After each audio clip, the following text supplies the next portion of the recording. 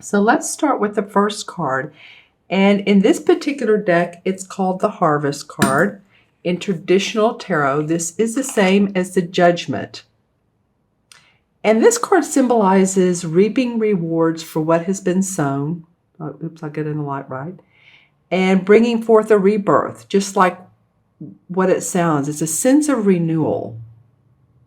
As you can see here, the farmer has been working closely with nature, and you can see these little brownie guys, and they're helping him connect with nature and connect with his spirit and connect with what he has reaped and what he has sown. Oftentimes, there may be, in this card, there may be a need for self-assessment and accountability as well, because it's these results are reckoning from a time of, okay, what have I done in the past, and what has my life been like? And so now I'm in a period of rebirth, reconciliation with my soul, with my spirit, and I'm talking about you guys, Aries.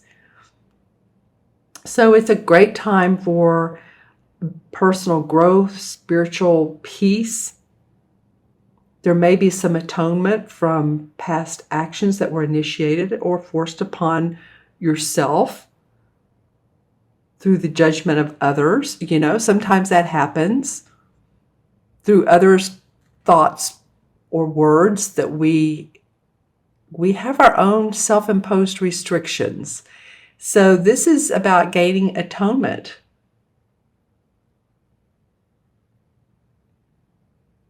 And with this revelation and insight comes for new energy and renewed energy for transformation. So I feel like that with a lot of you, all this, basically what this card is saying for many of you, Aries, is that, there's a lot of self-renewal, letting go of the restrictions. And I saw the fourth card. So you have two major arcana cards. This is, of course, Judgment in traditional tarot. And then you have, as your fourth card, you have the same as the Devil card. This one calls it Nature. Because as you can see here, this guy is looking down at the trap he's setting for this bear, and this bear is right behind him, like, what are you doing? You're too tied, you're too bound to some of the earthly goods in life, like material possessions, or tied to a loved one, or tied to a job that's not serving your purpose anymore. Maybe it's paying the bills, but you're just like, it's I'm getting the word reserved, and I'm not really sure why. Maybe you reserve your spot there, and you don't need to reserve your spot there any longer, that you have the ability to move on. So you have two major arcana cards. They're diagonal to each other. I pay attention to how the cards lay out. So this one, there's a new birth, because this last card is saying, we don't want you, universe is saying, we don't want you tied to situations and to feel bound by your own self-imposed restrictions. I'm going to go back to that, Aries. This is a time of renewal and transformation for you, big time. And the universe is on your side. Short-term goals are not always great when there's a sacrifice. And so, like I said, staying in a job or in a relationship that's not loving or nurturing to both parties' needs, to both of your needs. It's like, really, where's the excitement for you in regards to others as well? Where's the refreshments? Well, that could be. What's the refreshing value?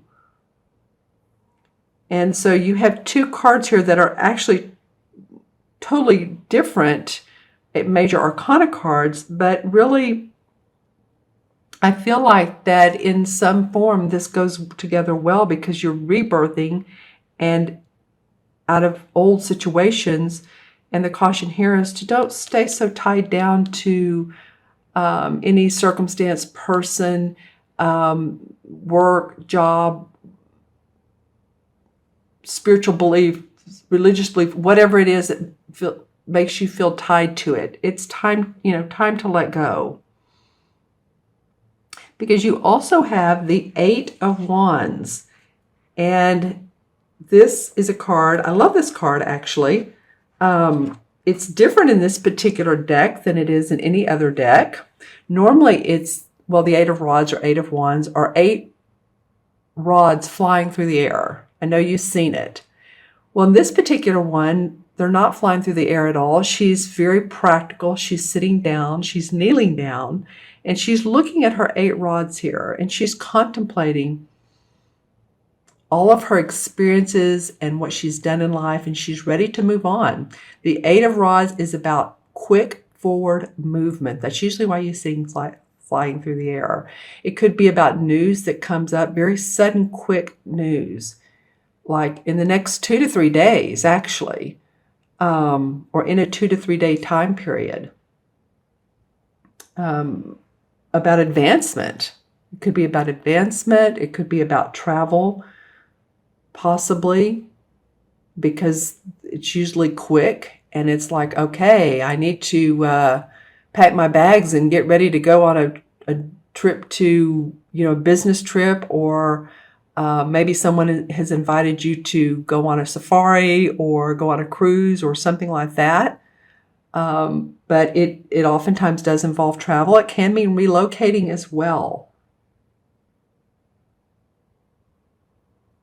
But it does oftentimes mean news coming from a distance. And it can mean really great career news.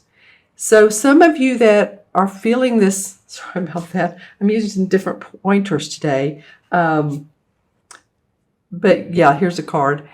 Those of you who are feeling a rebirth around your job, and there's new openings, new excitement, that's what this Eight of Wands comes up and says, hey, this is a new opportunity.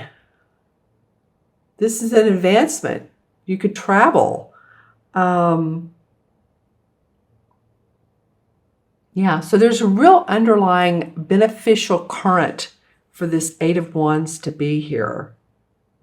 Because the Page of Swords is beneath the Harvest card or the Judgment card. And this is about an apprentice ready to test new skills. See how she's pointing the sword up to the sky? The wise owl is on the tree limb and the moon is behind him. So she's obviously using her intuition. She's pointing the sword up to gain information from the heavens, from the spiritual realm. And then her book of knowledge is open by the candlelight. So it might be a great time, Aries, to showcase your talent, to test those new skills, to test what you've learned recently, maybe in a classroom setting, or some of you, I'm getting that some of you have co-written books or co-written instructional books, maybe online books with someone, done that sort of project. So it's time to move those forward. And there might be, because of that, you might get an opportunity to travel. I do feel like a lot of this is around your work. You might get that opportunity to travel and to showcase yourself. Get some recognition, endorsement. Yeah, evaluation. Yeah, oftentimes too, there's language skills that are used in this. So again, that's why I keep getting writing. This could be writing marketing, but promoting oneself. So let's pull some clarification cards. And I'm trying to decide which deck I want to use. If I want to use this one, again, for clarification, or if I want to go with this one. I'm seeing who's winning out here. And I think I'm going to go with the Hanson Roberts. All right, so let's see what goes on around these cards. Well, there's several that want to come out. Yeah, I mean, a lot of your goal is, happy home, happy family, well-dressed, your money is in place. This is the Nine of Pentacles, completion of a project so that you do have that money and the income for stability to stabilize yourself. See the castle in the background? So the feeling of financial and material gains. And, I was talking about that earlier about not being so tied to that. And there's a difference between being tied to a job, feeling like you're bound to a job because it's providing the money for you to live and being stuck in that, as opposed to feeling good about the money you're making because you love what you're doing. You're doing your skill set. That's what this card is about. You're putting forth your skill set so that you can gain money, gain promotion, access to other people that are important in your line and occupation. All right. And then the Ten of Rods comes up and says, yeah, you do feel burdened sometimes.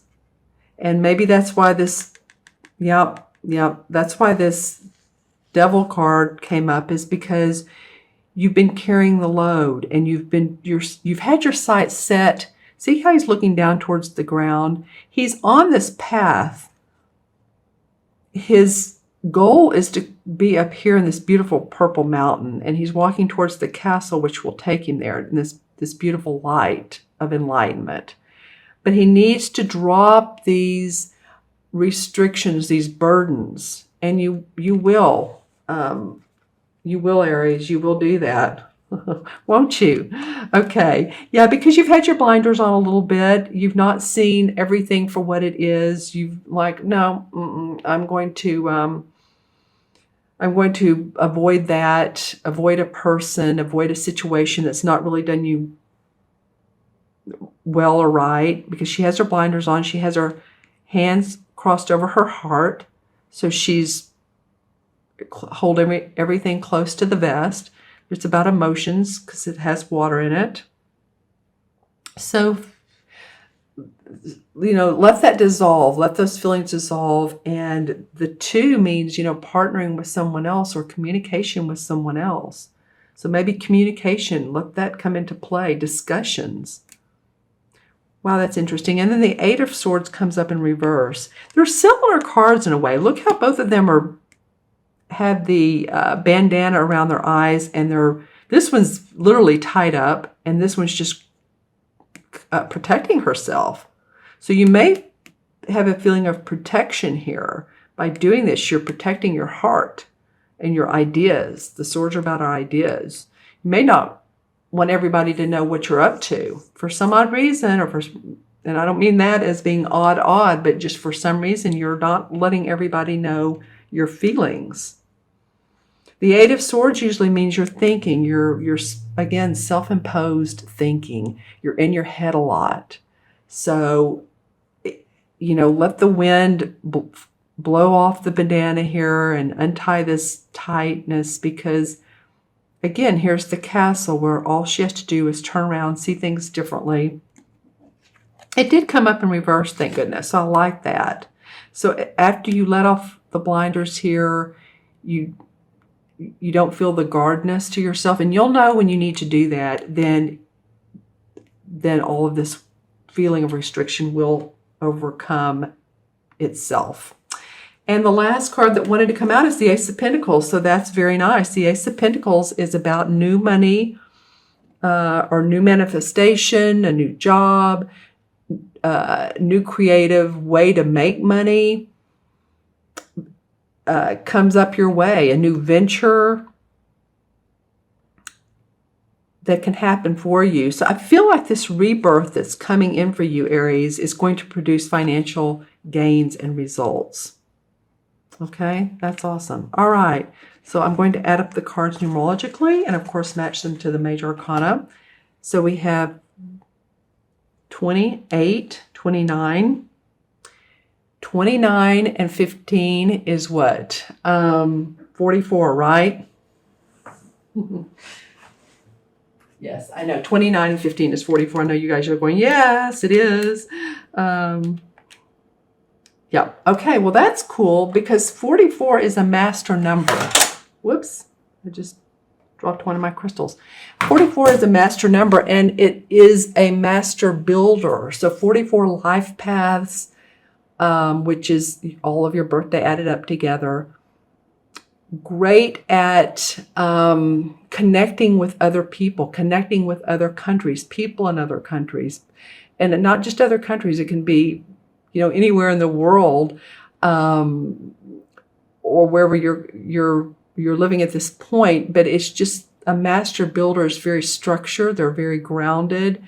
They know how to put plans together so that they can manifest money, because form 4 is 8, and 8 is about manifesting. So that makes me feel real good for you guys. I don't normally get 44. That rarely comes up. So there is no 44 in the major arcana. There's the number 8. And the number 8 is the strength card. So the universe wants you to have your strength, know that you can do it. You have all of your inner components in place, your spirituality, or what you feel like your inner needs are there to do for you. You can get past this feeling of self-imposed restrictions.